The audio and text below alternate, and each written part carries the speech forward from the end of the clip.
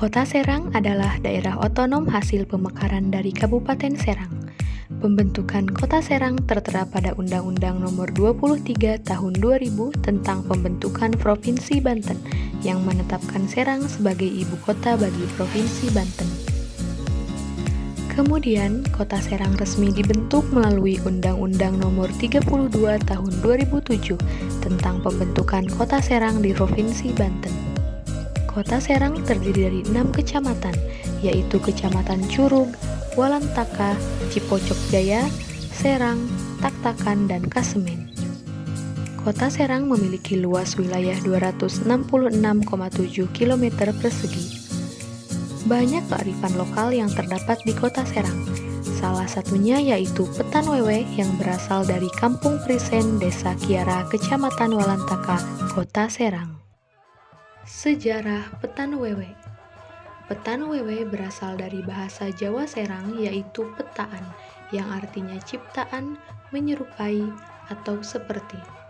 Sedangkan Wewe adalah jenis jin yang berbadan raksasa. Karena kebiasaan orang Serang berbicara cepat, sehingga seringlah disebut Petan Wewe. Jika kita melihat secara sepintas, Petan Wewe ini akan teringat pada ondel-ondel khas Betawi. Namun, ternyata setelah ditelusuri akan ditemukan banyak perbedaan. Alkisah di sebuah kampung yang terletak di Serang Timur bernama Prisen. Ada seorang pemuda yang pergi dari kampungnya untuk mencari ilmu di Betawi. Saat itu adalah masa sulit sebelum Indonesia merdeka sekitar tahun 30-an. Dalam pengembaraannya, sampailah sang pemuda yang berinisial MJ ke salah satu daerah Betawi yang disebut Jelambar yang sekarang menjadi Jakarta Barat. Di Betawi, MJ bertemu dengan seseorang yang ternyata adalah pesilat dengan aliran yang berasal dari daerah Bogor.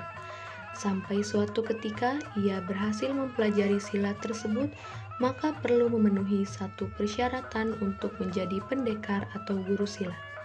Syaratnya yaitu ia harus bertapa di Sungai Ciliwung. MJ melakukan semedi dengan setengah badan terendam sebatas leher berhari-hari.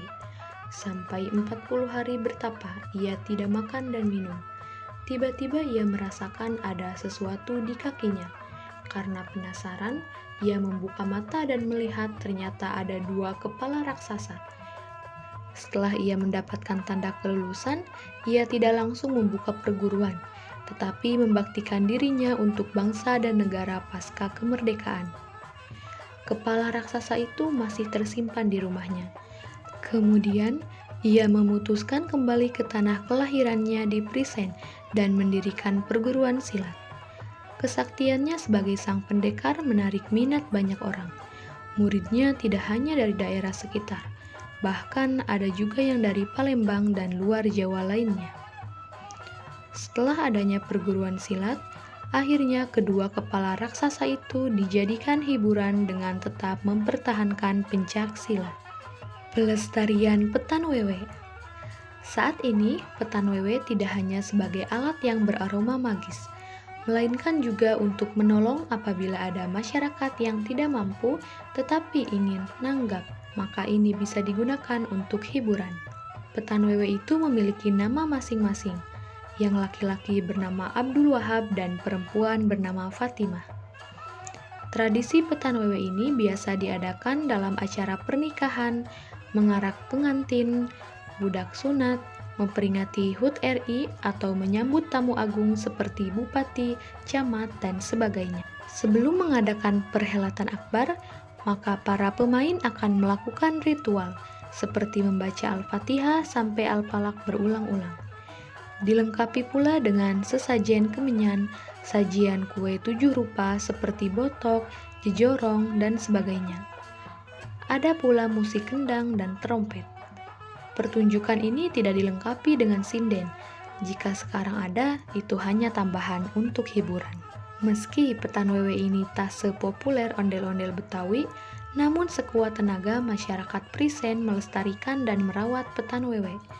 Banyak makna yang terdapat dalam budaya Prisen ini, yaitu kebersamaan masyarakat dalam mempertahankan identitas budayanya masih terasa kental dalam berbagai acara. Mereka bergotong royong mempersiapkan perhelatan atau berkumpul mengarak wewe dan merawat wewe itu dengan baik hingga saat ini.